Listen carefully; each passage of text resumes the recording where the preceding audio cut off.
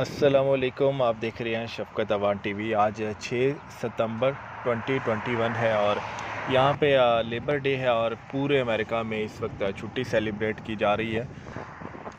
सिवाय चंद एक medical stores की और जो ग्रोसरी की जो ज़रूरियाती ज़िंदगी की इंपॉर्टेंट आइटम्स हैं, उनके अलावा हर चीज़ यहाँ पे आज बंद है। हर दफ्तर हर चीज़ यहाँ पे बंद है। इस वीडियो में मैं आपको इस वक्त अमेरिका के अंदर जो जॉब्स की सिचुएशन चल रही है कि जॉब्स क्या है, किस तरह की है और वो आप कैसे हासिल कर सकते हैं, उसके लिए क्या रिक्वायरमेंट्स है, वो मैं आपसे डिस्कस करूँगा। और इसके अलावा मैं आपको इसमें वीडियो में आपसे शेयर करूँगा एक्सपीरियंस कि अगर आपने अमेरिका में घर ख़रीदना है, if you want to buy a home, तो उसके लिए जो बैंक से जो लोन लेना है तो वो क्या चीज़ें देखते हैं। मैंने चूँकि 2.5 साल में ये मेरी 16वीं कंपनी है जिसको मैंने ज्वाइन किया। इनमें कुछ ऑफिस की जॉब थी जिसमें अकाउंटिंग का काम था, कुछ में एडमिनिस्ट्रेशन का काम था, कुछ ये ट्रकिंग के काम थे। ट्रकिंग के अलावा फिर डिलीवरी की जॉब्स हैं और इसमें ऊबर, लिफ्ट, डोरडाश, इंस्टाकार्ट, पोस्टमेट और बाकी जो कंपनीज़ हैं वो भी शामिल है। तो 2 साल का जो है मुख्तलिफ़ जगह काम करने से मुझे तजर्बा मिला, मुझे सीखने को मिला कि कौन सी कंपनी बेहतर है और उसमें अगर आपने बग़ैर अभी क्वालिफ़िकेशन के काम करना है तो उसके लिए किस जगह से आप बेहतर अर्निंग कर सकते हैं, और अगर आपने क्वालिफ़िकेशन के साथ काम करना है तो कौन सी क्वालिफ़िकेशन आपको इंडस्ट्री में लोग देखते हैं, और उससे मुतल्लिक आज आपसे डिस्कस किया जाएगा। पिछले 5-6 मंथ से लेके अभी तक और ऑनवर्ड भी अमेरिका में इस वक्त 10 मिलियन के करीब जॉब्स ओपन है, यानी कि 10 मिलियन, इतनी ज़्यादा जॉब्स ओपन है। लेकिन उसके बावजूद भी 8.4 मिलियन जो लोग हैं वो अनएम्प्लॉयड हैं यहाँ पे अमेरिका में।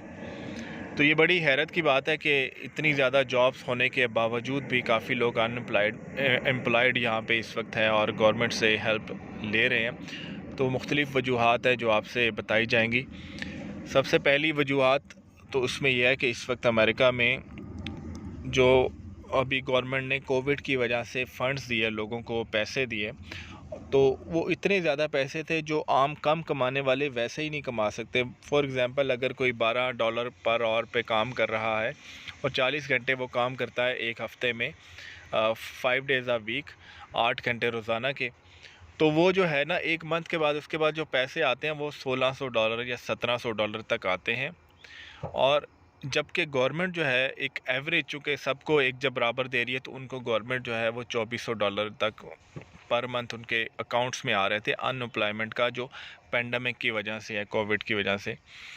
तो जब वो उनको इतने मिल रहे हैं तो उन्होंने कहा कि हमें घर बैठ के जब इतने पैसे मिल रहे हैं तो हमें किस कुत्ते ने काटा है कि हम जाके बाहर खपें।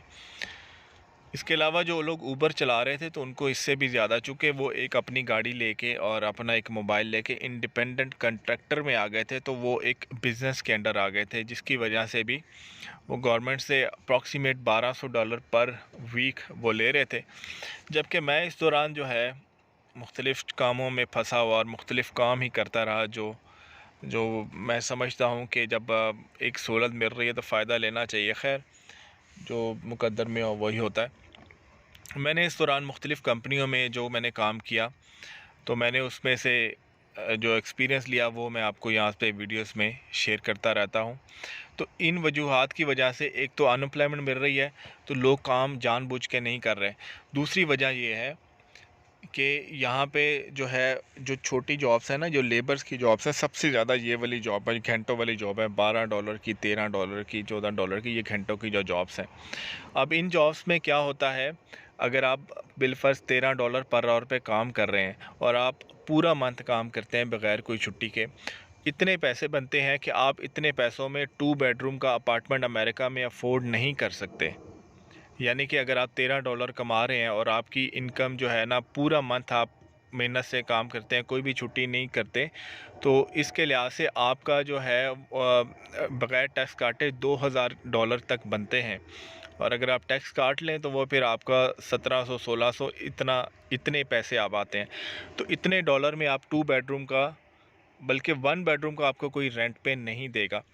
तो उस सूरत में, क्योंकि अगर यहाँ पे जो किराए हैं 1 बेडरूम के $1100 $1200, और अगर आप महंगी जगह पे है, जैसा कि मैं पहले की जगह रह रहा था, वहाँ $1400 रेंट था, $1400 एक बेडरूम का रेंट था। तो वो भी आप अफोर्ड नहीं कर सकते। तो कहने का मतलब ये है कि जो लेबर जॉब्स हैं उसमें उनको इतनी ज़्यादा सहूलियात नहीं मिलती, काम इतना ज़्यादा होता है लेकिन पैसे कम है, क्योंकि यहाँ पे भी महंगाई जो है वो ज़्यादा हुई है। अमेरिका की निस्बत महंगाई ज़्यादा हुई है। पहले थोड़ी सी चीज़ें कम थी, सस्ती थी, लेकिन अभी इन्होंने, चूँकि गवर्नमेंट ने पैसे भी बहुत ज़्यादा दिए हैं लोगों को, तो अब गवर्नमेंट ने रिकवर भी करने हैं। तो पेट्रोल भी, जो इस वक्त गैस महंगी है, गैस भी तकरीबन $3.41 का गैलन है। तो जॉब की ये सिचुएशन है कि जॉब्स बहुत ज़्यादा हैं, लेकिन लेबर जॉब्स जिनमें पैसे कम हैं सबसे ज़्यादा वो है। उसके बाद दूसरी जॉब्स आती हैं जो ऑफ़िस की जॉब्स आती हैं। ऑफ़िस की जॉब मैं अगर जैसे 10 जगह पे अप्लाई करता हूँ तो इस वक्त 3 जगह से कंफर्म हो जाती है, अगर आपका एक्सपीरियंस है तो। लेकिन मसला ये है कि वो बेसिक और एंट्री लेवल की जॉब्स होती हैं, इतने ज़्यादा पैसे नहीं देते। यानी कि आप कह सकते हैं $50,000 सालाना से कम की जॉब्स होती हैं, जिसमें 40,000 बन जाएगा या 36,000 या 30। ये बेसिक और एंट्री लेवल की जॉब्स हैं। अगर आपने अच्छी जॉब्स करनी है तो उसके लिए आपको यहाँ की सर्टिफिकेशन लेनी होती है। CPA जो है, CPA सर्टिफाइड मैनेजमेंट अकाउंटिंग, मैं उसकी क्लासेस वगैरह वो करता हूँ। सर्टिफाइड मैनेजमेंट अकाउंटिंग मैं पढ़ाता हूँ। तो वो क्लासेस लेके फिर आप फिर भी जो है ना एंट्री लेवल पे जाते हैं, और आहिस्ता आहिस्ता जो है ना, अगर आपने CPA किया है तो फिर आप थोड़ी बेहतर पोजीशन पे चले जाते हैं। तो क्वालिफ़िकेशन करना बहुत ज़रूरी है।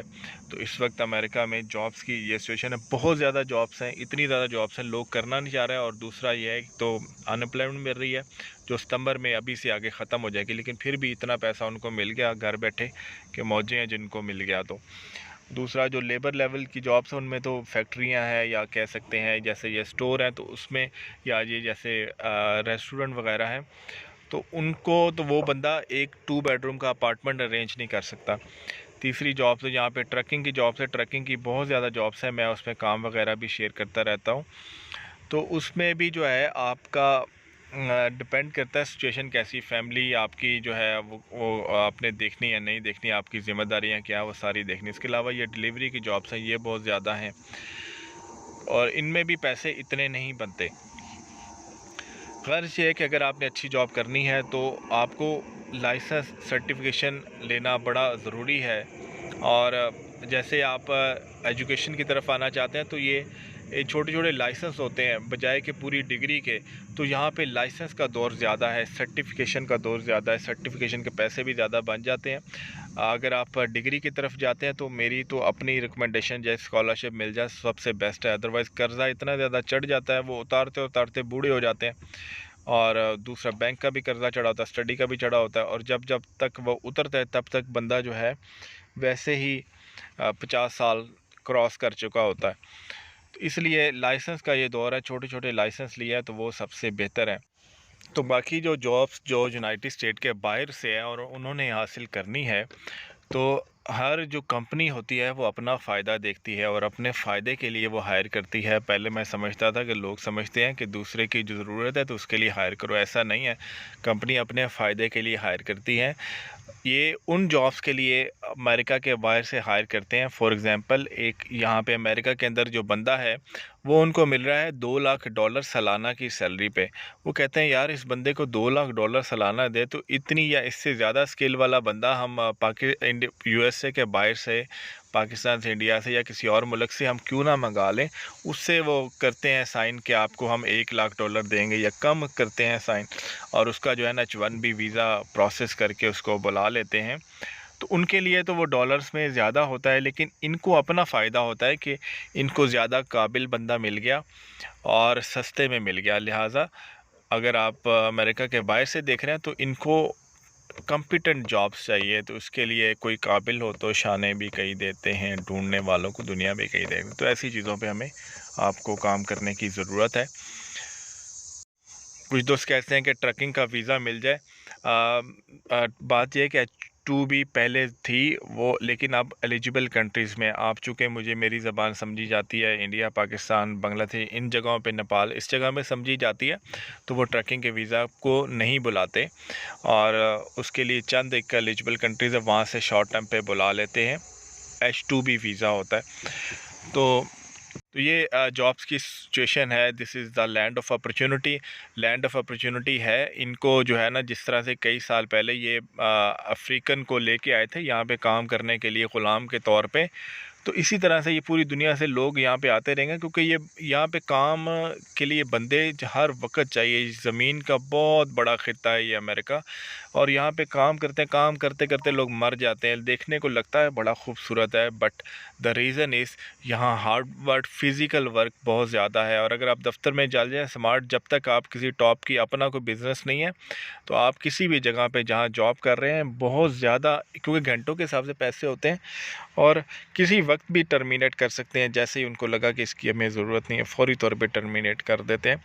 तो काम बहुत ज़्यादा होता है, और काम काम काम काम करके ही चल जाते हैं। गलत बात नहीं है, लेकिन कहने का मतलब ये है कि काम के लिए इनको बंदे चाहिए होते हैं, लेबर के लिए बंदे चाहिए होते हैं, और वो ये उसके लिए मंगवाते रहते हैं और मंगवाते रहेंगे, और दूसरे मुल्कों से यहाँ पे आते रहेंगे। तो आपके दिल में जो भी जायज़ ख्वाहिश है वो रब पूरा करे, कोई दुख दर्द कोई तकलीफ़ उसको रब दूर करे। ये दूसरी बात थी होम लोन की, जो मैंने पहले की थी, उसको भी मैं जल्दी से समराइज़ कर दूँ। अगर आपने अमेरिका में घर के लिए कर्ज़ा लेना है, तो आपको किसी भी फ़ील्ड में मुसलसल जॉब करनी होती है। आप ऐसा नहीं है कि आप पहले जो है ना, जैसे मैं 2 साल में मुख्तलिफ़ कंपनियाँ चेंज करता रहा हूँ, तो उसका मुझे सिर्फ़ ये नुकसान है कि मैं जो है ना लोन नहीं ले सकता। बाकी अगर मैं अगर सारी चीज़ें सीवी में, या आप अगर आपने मुख्तलिफ़ जगह पे काम किया हुआ है और आप सारी चीज़ें सीवी में शामिल करेंगे, तो वो आपका सीवी ही बताती है क्या किया हुआ है। तो सीवी को आपने एडजस्ट करना होता है, तो वो फिर आपको उसी के लिहाज से क्वेश्चन पूछते हैं, क्योंकि हर आपका जो सोशल सिक्योरिटी के अगेंस्ट जो रिकॉर्ड होता है, वो तो गवर्नमेंट के पास होता है आपके लोन के लिए। अलबत्ता आप जो सीवी में जो मेंशन करेंगे, आपसे एम्प्लॉयर वही पूछता है, और जो काम उनको करके दिखाएंगे उसी के लिहाज से होता है। तो बैंक देखता है कि आपने एक ही इंडस्ट्री में काम किया हो। फॉर एग्जांपल, अगर आप ट्रकिंग में कर रहे हैं, तो आपने ट्रक ही चलाया हो, या कोई गाड़ी का ही काम किया हो, ट्रांसपोर्ट का किया हो, बेशक आपने मुख्तलिफ़ कंपनियों में कर लिया हो, लेकिन एक लाइन में होना चाहिए।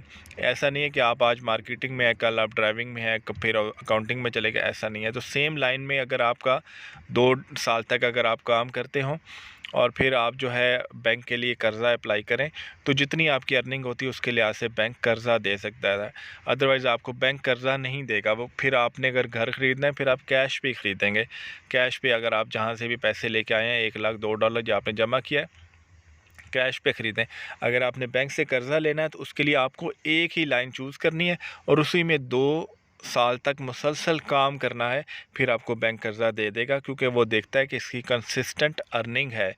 तो ये चीज़ें चूँकि मैंने तो शुरू से जहन में नहीं रखी हुई थी कि कर्ज़ा मैंने लेना है या नहीं लेना, लेकिन वैसे अभी अगर आप अप्लाई किया है, तो मुझे पता चला है कि मुख्तलिफ़ जगह काम करने की वजह से आपको बैंक कर्ज़ा नहीं देता। इट्स नॉट द बैड, ठीक है, कोई मसला नहीं है। कर्ज़ा भी उन्होंने कौन सा मुफ्त में देना होता, सूद में देना होता है। अलबत्ता फिर भी, तो जहाँ से भी देख रहे हैं, आपके दिल में जो भी जायज़ ख्वाहिश है वो रब पूरा करे।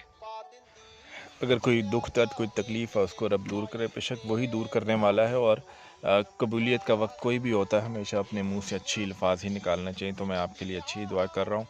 तो चैनल को सब्सक्राइब कर लीजिए, और अगर वीडियो किसी के काम आ सकती है तो उस तक पहुँचाइए, ताकि उसकी ज़िंदगी बेहतर हो सके। तो मिलते हैं नेक्स्ट वीडियो में।